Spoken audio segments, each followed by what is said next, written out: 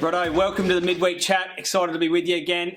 Nico, what are we talking about this week? Fishing. Fishing. Fishing. Get keen. It's Get about keen. fishing. It's exciting. Born to fish, made to work. Is that true for you, mate? Oh, yeah. Yeah, probably not. You've been a fisherman, are you? What's your story with fishing? Fishing? Well, I didn't really catch me first fish till like late last year. Wow. Thanks to Toddy. He was the one that was teaching me how to do that. Gosh, you learn a lot from Toddy. Yeah. What was the story? How big was it? Big monster? I remember he was that massive. excited. He was that excited, that keen. I said, mate, it's just a garfish. Yeah, it was about yay big. But it's like, it's my first fish. I So he's know. like, this is incredible. So Yeah, it was actually real good. I was very proud of myself. So Yeah. we're on the back You know of what I mean? Carl's sermon Sunday. We are talking about fishing. Jonah and the whale, Nico. So what's the word of the week? We doing the Bible verse? Yeah. The Bible verse, here we go. Why can't Jonah trust the ocean?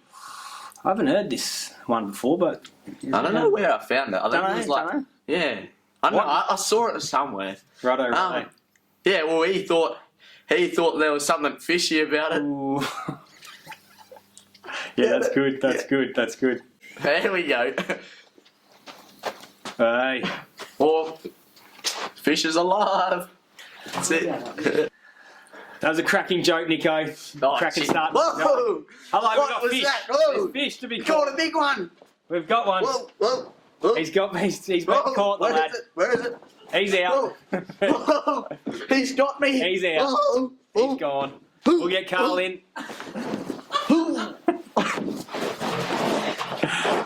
Righto.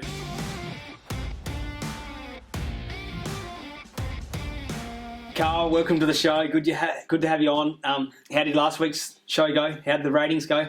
Oh, the ratings is up. Ooh. I tell you what, the video went viral in New Zealand.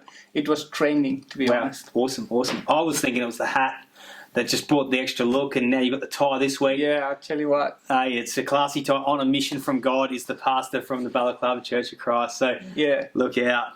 absolutely. Hey, on a mission from God. Absolutely. Alrighty, verse of the week, which is Jonah chapter 4, the end of verse 2, and it says, "For I know that you are a gracious and merciful God, slow to anger and abundant in loving kindness, one who relents from doing harm." Yeah. What's this mean? It's just God is just so merciful, and He responds well to mercy. And Jonah was sent to Nineveh, to a people that was absolutely evil, but he knew in his heart that he didn't want to preach to them because there's a possibility that they can repent and then God would spare them. And Jonah didn't want to see that. And therefore, when God did react like he actually thought he would, Jonah was quite upset and said, "I knew it. You are a merciful God, and you are going to not punish my enemies. You are just going to bless them and forgive them." And sometimes we can feel like that as humans. Sure. We want to see justice happen, especially if somebody hurt us. And I want to say, if you have offended or you need to forgive, that is a God in heaven that really responds well to mercy. Absolutely, and that's what we talked about last week. Was that forgiveness, and this sort of goes in the same line of not holding on to things, because sometimes we just want to hold that grudge, we want to hold that thing against someone. We want to. God's so loving and full of compassion, it sometimes doesn't seem fair. And I reckon we need to get to know God's nature, because His nature is kind, and we have to flow with His nature. Because sometimes, so many times in the marketplace, you hear people, "Oh, God is going to get you," and the way God gets you is to get you to Him. God wants everybody to be saved, and He has a plan and a good thing for everybody, even for me. So good. On a mission. I just want to set things straight here. Like, all this fashion stuff is actually not my idea. That is the Habro crew that put me through all this suffering. No, I think it's really good. He's preaching well tonight. On a mission from God is Carl. So I'm out. We got Nagama Hill on tonight, so she's going to share her testimony and story. So we're excited to hear that. So I'm out. Carlos, you're on for the interview.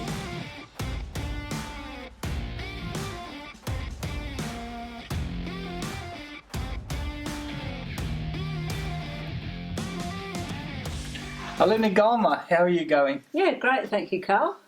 and welcome tonight. I'm so glad that you agreed to talk to us tonight, and I hope you feel welcome on the show tonight. Thank you. I do, definitely.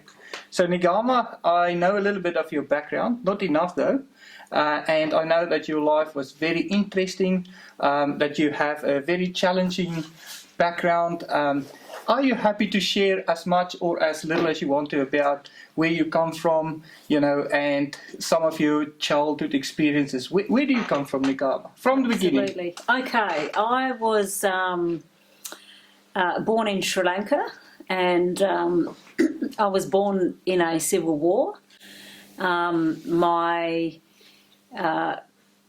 parents abandoned me because for whatever reasons they couldn't look after me, and I was actually abandoned in front of a hospital.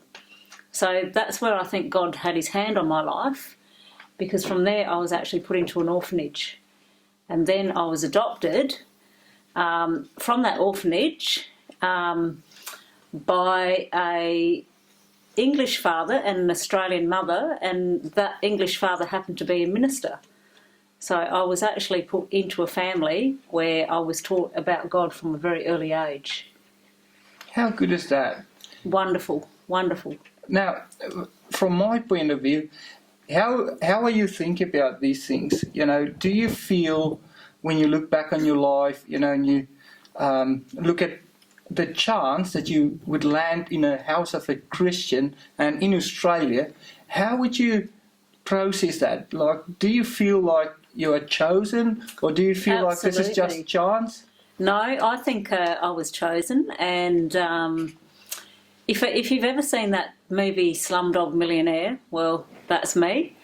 So I think that I hit the jackpot. So, or Lion, the movie Lion. Absolutely, absolutely. And that story, the movie Lion, is very similar to my story. And yeah, I can just see how God just had his hand on my life, and he, out of all the children that were chosen, I was one who was chosen. And my parents were actually promised they'd done the paperwork to adopt a different child, and that fell through right at the last minute. And then I was the person that was in that situation and was adopted. That is amazing. So, but even having that sort of hand of God over your life, did you feel like there was issues to deal with and challenges in your childhood life? Absolutely.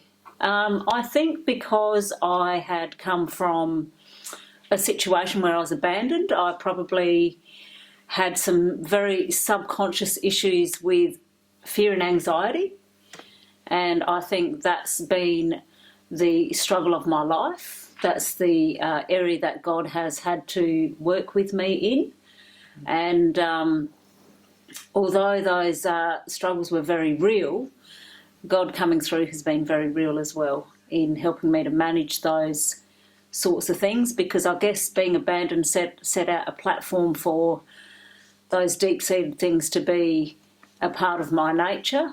And because I was adopted into a family with 5 children, sometimes 6, and my father was a lay preacher in 5 different churches in a country area, there wasn't a lot of time for a lot of input into helping me manage that, because they were very busy. We had a very busy family, so I think that's where God's come into my story in many, many ways. That is just so inspiring to hear. Like, you went through so much challenges, and knowing you and to see the product of His grace. Now, is there anything that you can? I'm sure there's people out there that is struggling and is suffering rejection at the moment. And is there strategies maybe that you can share to help them to go through overcoming their rejection? Absolutely. I think that number one of the main strategies I found is that when you wake up in the morning, the first thought that you have is the thought that sets the tone for your day. So I found it very important to start my day with God. So I get up in the morning and I usually spend some time with God, because that actually reframes my thinking for the day. Another thing is to remember that God does love me, and also to make sure that that you remember that you are coming from a place of being loved, and you don't have to earn that approval, because God's already given us his approval because of what Jesus has done for us. So I think remembering those things, and sometimes it's just consciously remembering and reminding yourself that some of those things, that you are loved, and that try and invite God into every single situation you're in. That's probably the best strategy. Thank you, Ngama, and thank you for your vibrant contribution. And you're just a testimony of when God's hands upon your life, you know, God is not making a mistake. And we are so glad to have you in our congregation and to have you, tonight on the show. So thank you very much for coming in. Is there a last thought that you want to share with our viewers? Probably coming from a place where I was anxious. My dad said to me once, he said, if you worry, you're not trusting God. If you trust God, you're not worrying. Oh, that's a good... That's always stayed with me. Yeah, that's absolutely smack. And thank you very much, Ngama. No problem. Thank you. Thanks, Carl.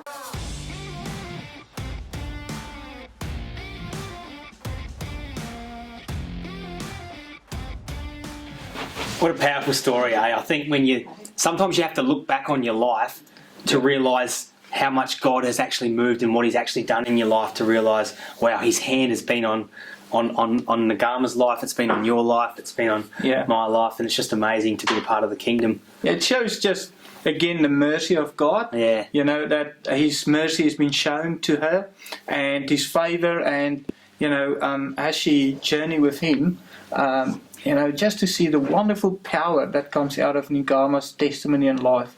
And I'm sure there's much more to come for her. So I think we just want to be encouraged not to run from God. Absolutely. But to run to God. And just to run to God. See you next week. See you next week. I don't know. I'm like, Nick.